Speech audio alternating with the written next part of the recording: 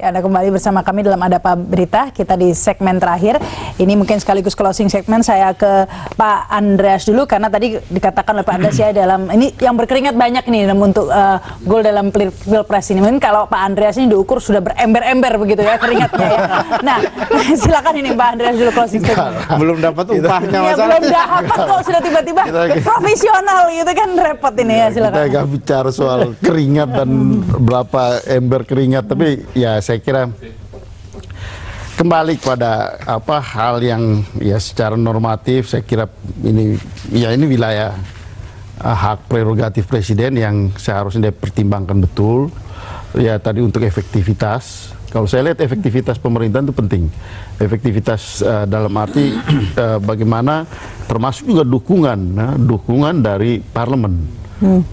Karena ini 5 tahun ini panjang gitu. Nah juga tentu membangun suatu kabinet yang solid. Nah, pertama kabinet yang solid, yang kemudian juga mempunyai orang-orang yang mempunyai kompetensi di dalamnya. Orang-orang mempunyai kompetensi. Juga orang yang mempunyai latar belakang, mempunyai rekam jejak yang jelas gitu. Dan juga harus diperhitungkan. Kita membangun kabinet ini, kabinet Indonesia ini. Jadi representasi itu penting.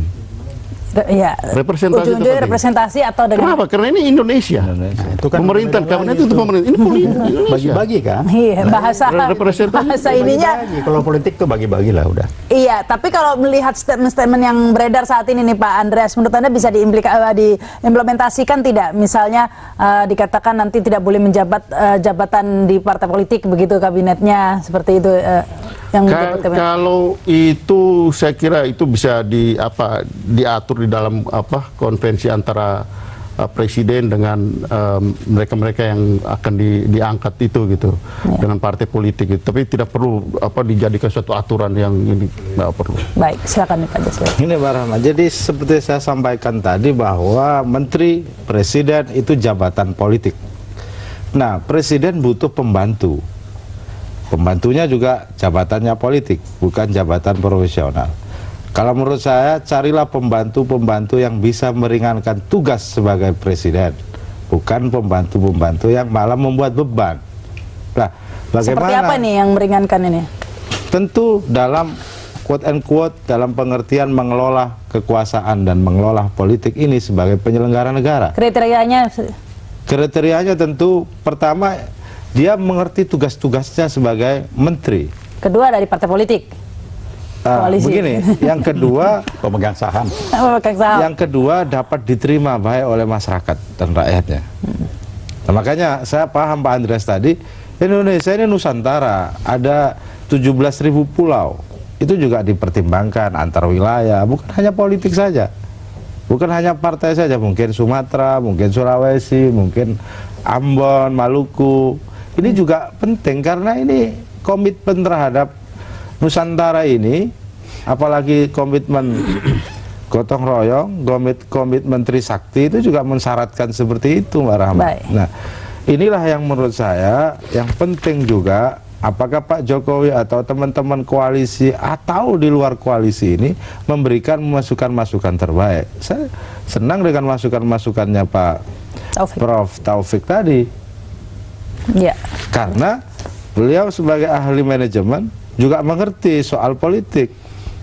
Iya, ya, baik. Itu jangan dilupakan soal politiknya ini. Silakan Pak Taufik. Karena jabatan politik. Ya kan, itu yang saya bilang dari awal ya. Tolong jangan menerjemahkan bahasa politik yang digunakan dalam profesi non politik. Dulu tuh. Kalau nggak orang kejebak. Kita mau kabinet orang yang profesional. Politik kan profesional kan yang tadi itu, dia harus punya dukungan. Kalau buat yang non politik itu sudah bukan profesional lagi. Jadi, nah kalau mau jelas menurut saya, berani nggak Pak Jokowi bikin? Oke, kriteria menteri adalah satu itu terukur. Berani nggak? Bilang harus dapat dukungan dari politik. Ditulis, berani nggak? Kalau nggak ya nanti keluar guyonan saya yang nggak enak nih guyonannya. Gimana guyonan? Guyonannya begini Pak. Perguruan tinggi mestinya tidak berbohong. Sekarang sudah nggak berlaku juga Pak, bohong juga. Karena mantan rektor saya juga udah mulai diperiksa KPK kan. Oh gitu Pak? Oh iya Pak. Ini guyonan, makanya saya bilang guyonan. Kedua, perguruan tinggi Kedua, akademisi pun nanti tidak boleh berbohong. Kedua, profesional itu, pemerintah itu kalau perlu berbohong. Kalau perlu, politisi pasti bohong katanya. Ini kan gak enak guyonannya nih Pak. Ini dia Harus bohong. harus bohong. Kalau nggak bohong bukan politisi, ini guyonan. Saya bilang.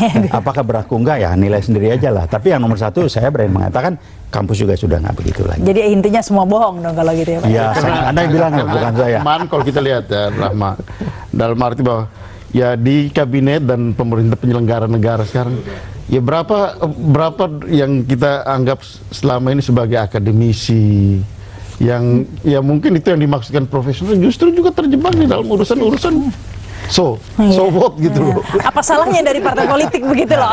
Bukan, nah, artinya di sini ya hal itu seharusnya tidak berlaku. Bukan itu pertimbangannya. Kalau saya lihat lebih jelas lihat rekam jejaknya gitu. Iya. Nah itu akan lebih fair. Lebih gitu. ke personnya juga ya, kapabilitas personnya, orangnya ya. Rekam jejaknya, kemudian itu tadi representasi penting.